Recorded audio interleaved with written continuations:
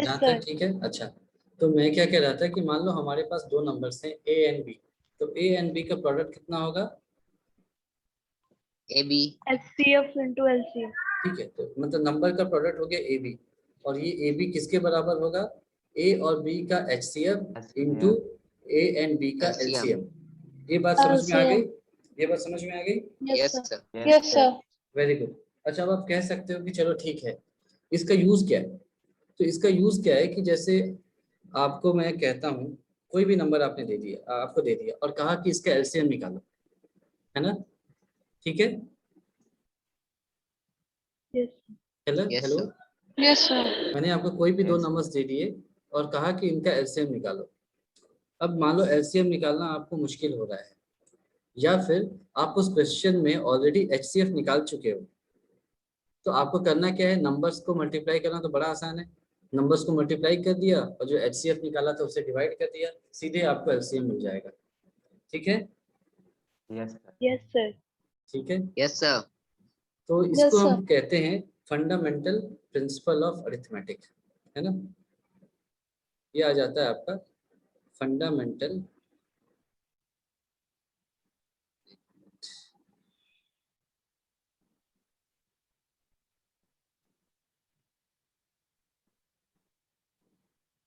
Sir हाँ, वो HCF into LCM upon HCF निकालेंगे तब LCM आ जाएगा ना? HCF क्या क्या HCF इंटू LCM हाँ अपॉन अपॉन HCF। हाँ, तो एलसीएम ही रहेगा। HCF को एलसीएम से मल्टीप्लाई करके वापस HCF से डिवाइड करेंगे तो एलसीएम ही तो बचेगा, है ना? सर HCF ही निकालना, LCM निकालना है तो HCF मालूम ही नहीं रहेगा तो डिवाइड कैसे करेगा? नहीं, मान देखो, अभी हम, मैंने आपको इस चैप्टर में पढ़ाया होगा कि यहाँ पर हम डिवीजन मेथड का यूज करते हैं, क्यों? क्या निकालने के लिए? एचसीएफ निकालने के लिए करते हैं। ठीक है, यूक्लिड डिवीजन थ्योरम इसका नाम है, तो हम लोग इसका एचसीएफ निकालते हैं डिवीजन मेथड से। याद है आपको? Yes sir. Yes sir. Yes sir. तो मान लो कि आपको एक क्वेश्चन दिया गया एग्जाम में और आपसे कहा गया कि यूक्लिड डिवीजन मेथड से इसका एचसीएफ निकाल लो। ये पहला पार्ट है, ठीक है? आपने एचसीएफ निकाल लिया, है ना? दूसरे पार्ट में आपसे पूछा जाए कि इन्हीं नंबर्स का एलसीएम निकालो, तो एक तो ऑप्शन है कि आप इसको वापस से एलसीएम निकालो। दूसरा क्या है कि आपके पास प्रोडक्ट है, नंबर्स हैं, तो उनको मल्टीप्लाई कर दिया और एचसीएफ से डिवाइड कर दिया, तो सीधे एलसीएम आपको मिल जाएगा। ठीक है? यस। समझ में आई बात? Yes sir. तो यस सर। तो इसको हम कहते हैं फंडामेंटल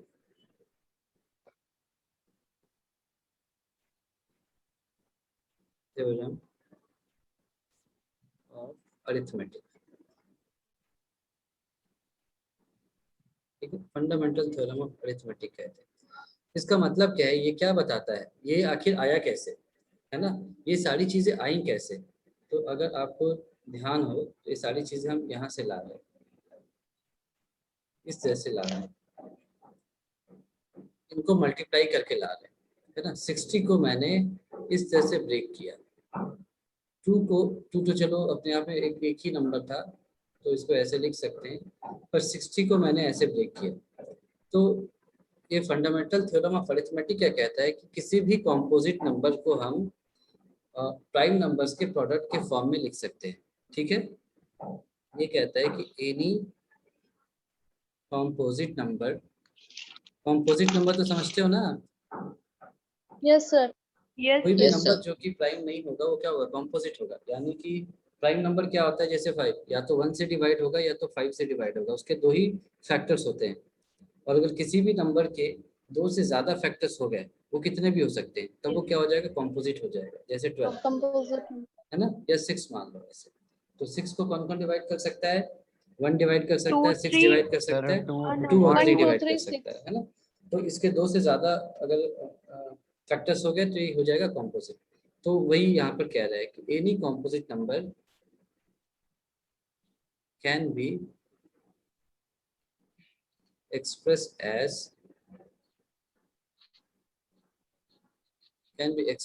as product of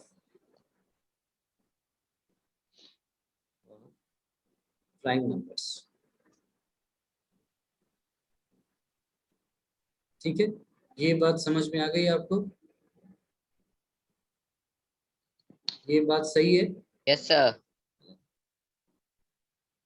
इसकी थिकनेस एक बार बढ़ाता हूँ मैं।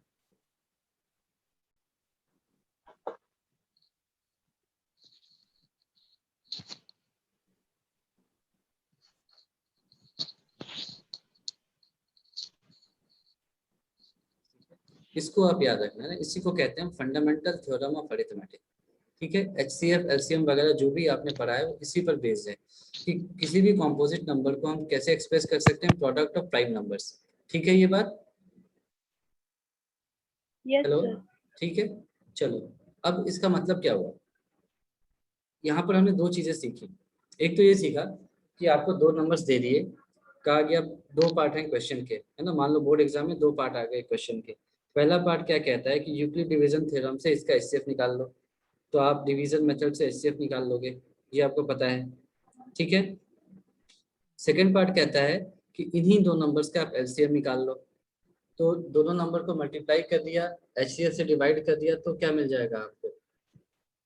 आपको इसका एलसीएम मिल जाएगा। ठीक है, ठीक है ना? Sir. Yes hello, sir. Hello. Yes sir.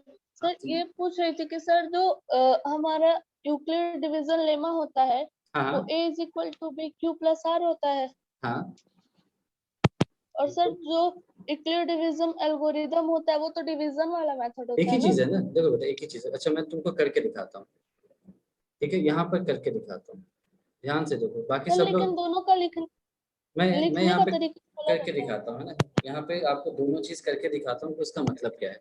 ठीक है, तब आपको समझ में आएगा। बाकी लोग सुन पा रहे हैं? Yes sir. Yes yes sir. Yes देखो, सर। इनका क्वेश्चन क्या है कि बेसिकली मुझे जहाँ तक समझ में आता है, आप ये पूछना चाह रही हैं कि यूक्लिड डिवीजन मेथड और यूक्लिड डिवीजन एल्गोरिदम में क्या डिफरेंस है, यही पूछ रहे हो आप, यस है यस ना। सर। कि अगर मान लो कि एग्जाम में आपसे पूछ दिया कि यूक्लिड डिवीजन मेथड से सॉल्व करो, और मान लो अगला क्वेश्चन पूछ दिया यूक्लिड डिवीजन एल्गोरिदम से सॉल्व करो, तो दोनों में क्या डिफरेंस होगा, कैसे कैसे सॉल्व करेंगे, यही है ना मतलब आपका? यस ओके, तो सभी के लिए है ये अच्छा क्वेश्चन है इनका, इसको ध्यान से समझो आप। जैसे मान लो कि मैं आपको कहता हूँ कि मुझे क्या करना है, 20 को डिवाइड करना है 6 से, तो ये क्या आ जाएगा, 3 हो जाएगा आपका क्वोशंट, और यहाँ पर आ जाएगा 18 माइनस 2, ये क्या आ जाएगा आपका 2 रिमाइंडर आ जाएगा। ये ठीक है? Yes sir. तो यूक्लिड डिवीजन मेथड आपका इस तरह से चलेगा। मतलब मान लो ये तो पहला स्टेप हो गया, है ना। इसको हम आगे भी कंटिन्यू कर ही लेते हैं, इसको आगे भी कंटिन्यू कर लेते हैं, क्योंकि यूक्लिड डिवीजन का मेथड का मतलब ही हो गया कि वो आपसे एचसीएफ निकालने के लिए कह रहा है ना। ये याद रखना, यूक्लिड डिवीजन मेथड का मतलब होता है कि आपसे इनडायरेक्टली वो एचसीएफ ही पूछ रहा है।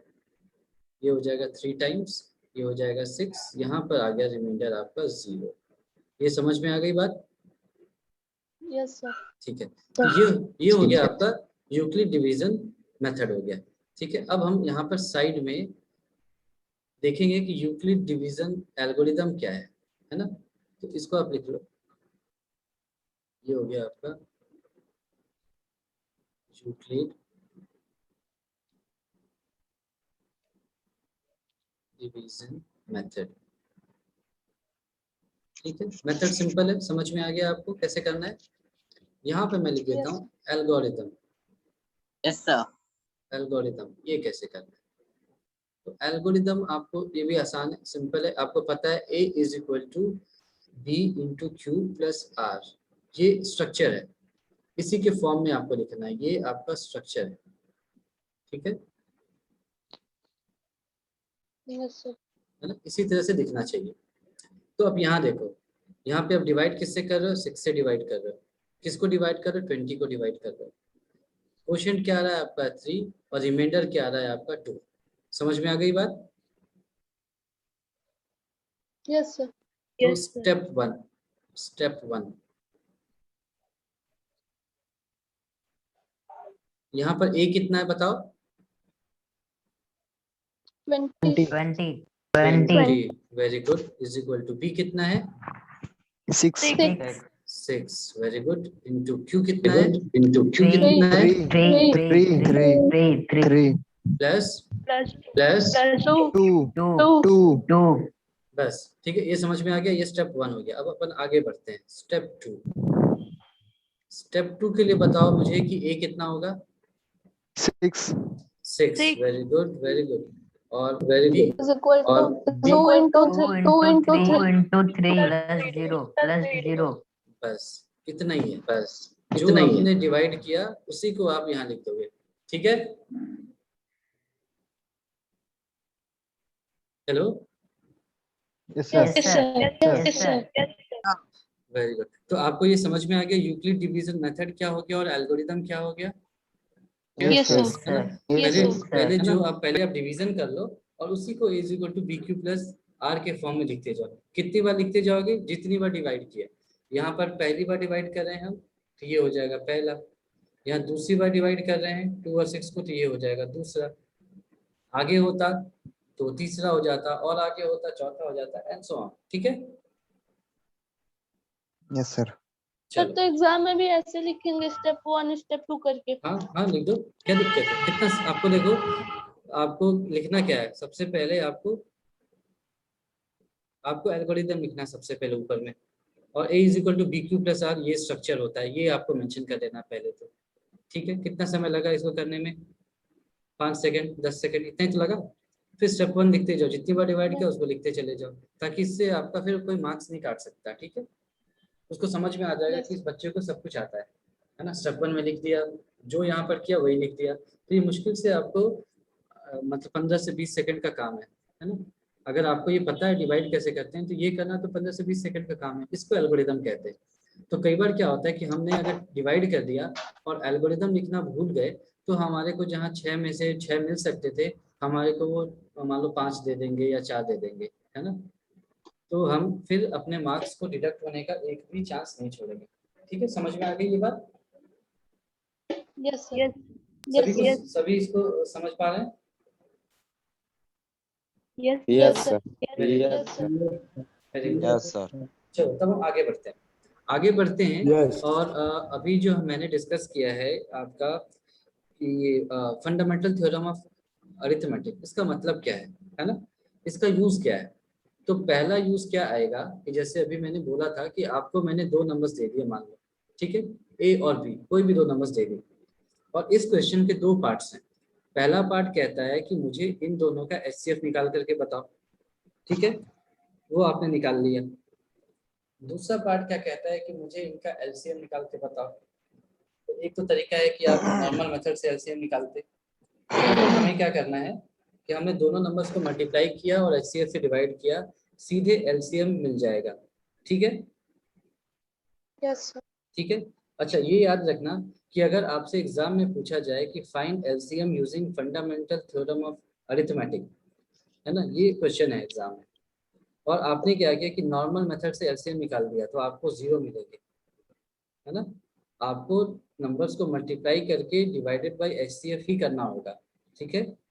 अगर आप नॉर्मल मेथड से एलसीएम निकालते हो तो गलत हो जाएगा, क्योंकि क्वेश्चन में उसने बिल्कुल स्पष्ट रूप से पूछा है आपसे कि find LCM using fundamental theorem of arithmetic. समझ में आई बात? Yes sir. है ना, कि अगर एग्जाम में तो सर। पूछ रखा है कि फंडामेंटल थ्योरम ऑफ अरिथमेटिक से आपको एलसीएम निकालना है, तो आपको उसी मेथड से निकालना है और किसी मेथड से नहीं निकालना है। ठीक है। Yes sir yes sir. चलो इस पर बेस हम क्वेश्चंस करेंगे। ये पहली चीज हो गई। इस पर और दूसरा क्वेश्चन क्या आ सकता है कि आपको मैंने कोई भी नंबर दे दिया, है ना, कोई भी नंबर मान लो x दे दिया, और आपसे कहा कि प्रूफ करो कि जो नंबर x है ये कॉम्पोजिट नंबर है। ठीक है। आप प्रूफ करो कि ये जो नंबर है ये कॉम्पोजिट नंबर है। ठीक है। तो कैसे प्रूफ करोगे कि अगर आप x को किसी भी 2 या 2 से ज्यादा प्राइम नंबर्स के प्रोडक्ट के फॉर्म में लिख पा रहे हो तो नंबर क्या हो जाएगा? कॉम्पोजिट हो जाएगा। ठीक है। जैसे मान लो मैं आपसे कहता हूँ कि 20 को या 10 को प्रूफ करो कि 10 एक कॉम्पोजिट नंबर है। ठीक है। तो अगर आपने लिख दिया कि 10 इज इक्वल टू 2 इंटू 5, तो फिर आपने प्रूफ कर दिया कि 10 क्या है? कॉम्पोजिट नंबर है। ठीक है। Yes sir. तो यहाँ पर सभी को समझ में आ गई ये बात जो मैंने अभी बोला? Yes sir. पक्का? Yes yes sir. बाकी लोगों की आवाज नहीं आ रही है। अगर किसी को डाउट है तो सर समझ गया। डाउट है तो पूछो। अच्छा, और अभी किसी ने हैंड रेज किया था, मैं नाम भूल गया, मैं क्योंकि बोल रहा था तो रुक नहीं पाया। कौन था वो? विपिन। विपिन। विपिन, क्या नाम था आपका? सर विपिन था नाम। हाँ विपिन, हाँ विपिन बताओ आपको क्या पूछना था?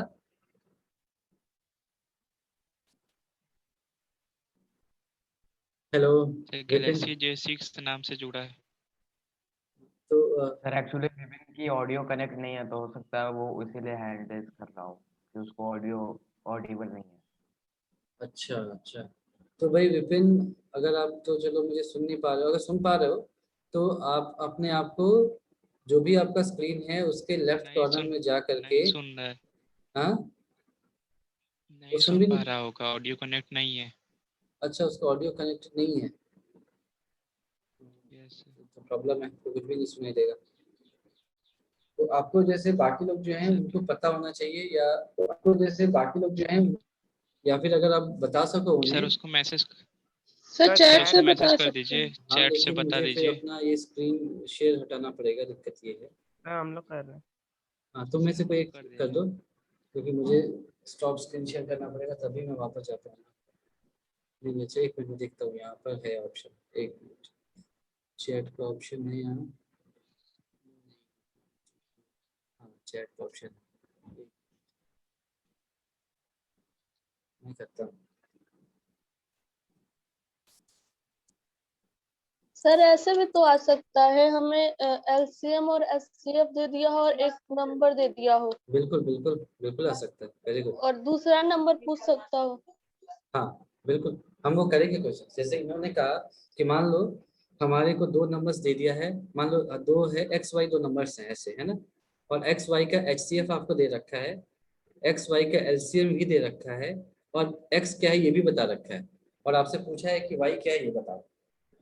ठीक है, मान लो एक्स आपको दे दिया 100 है, उनका LCM क्या होगा ये बता दिया, और उनका HCF क्या है ये बता दिया, और आपसे पूछा कि वाई क्या है ये फाइंड करो। तो फिर 100 into Y is equal to HCF into LCM, वहां से आप वाई कैलकुलेट कर लोगे। ठीक है, यस। ठीक है। तो हम एक में देखते हैं इस पर बेस्ड क्वेश्चंस। हाँ देखो, एक्सरसाइज 1.2 पे आते हैं। ठीक है, एक्सरसाइज 1.2 देखो, इसमें क्या है, express each number as a product of its prime factors. ये तो आपको पता है, ये तो बेसिक स्कूल में जो करते हैं कि इनको इसके प्राइम फैक्टर्स में आपको एक्सप्रेस करना है, ये कर लोगे आप? Yes yes sir. Sir. Yes sir. ये तो बहुत आसान है, ये आपको आप कर लोगे। ठीक है, मैं लिखते जाता हूँ कि मैं होमवर्क क्या दे रहा हूँ साइड बाई साइड आपको, है ना, और यही आपको मिलेगा भी। तो 1.2 का एक्सरसाइज 1.2, है ना, क्वेश्चन नंबर 1, ये सभी कर लेंगे, ये इजी है। Yes sir. Yes sir. अब ये देखो सेकंड क्वेश्चन देखो, find LCM and HCF of the sir following pairs. हाँ बोलो। सर क्लास वर्क कॉपी में ही कर लेंगे ना, एक्सरसाइज 1.2 डाल के फर्स्ट वाला पूरा।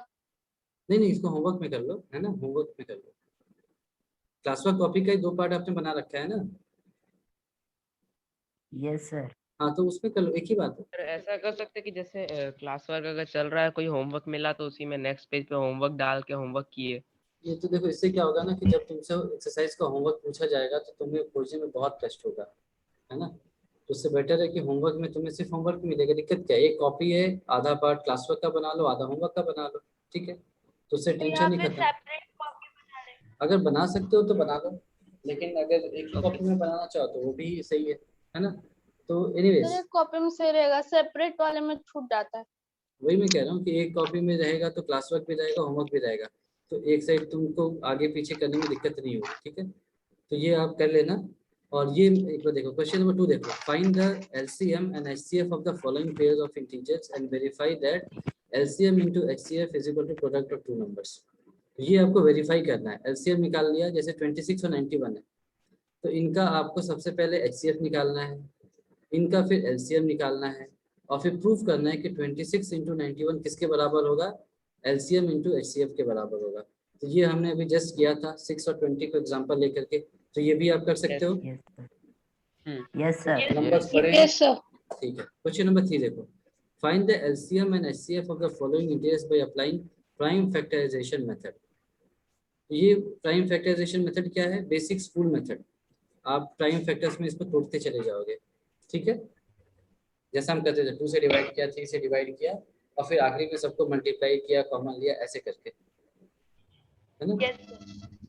नहीं, इसमें आपको प्राइम फैक्टराइजेशन मेथड नहीं, इसमें आपको इस मेथड से करना है, सॉरी, जो मैंने अभी आपको बताया प्राइम फैक्टराइजेशन मेथड, मतलब कि आपने एचसीएफ को लिख दिया 2 इंटू 3 इंटू 7, मान लो ऐसा लिख दिया एक नंबर को, और दूसरे नंबर को लिख दिया 2 स्क्वायर इंटू 3 इंटू 7 स्क्वायर, मान लो ऐसा लिख दिया। तो एचसीएफ क्या हो जाएगा, कॉमन नंबर्स का प्रोडक्ट और पावर जो सबसे मिनिमम हो, और एलसीएम क्या हो जाएगा, सारे नंबर्स जो अपीयर हो रहे हैं उनका प्रोडक्ट और पावर जो मैक्सिमम हो। समझ में आ गई बात, है ना। ये हो गया क्वेश्चन नंबर 3। क्वेश्चन नंबर 4 क्या है, एचसीएफ दे रखा है और एलसीएम आपको निकालना है। हेलो।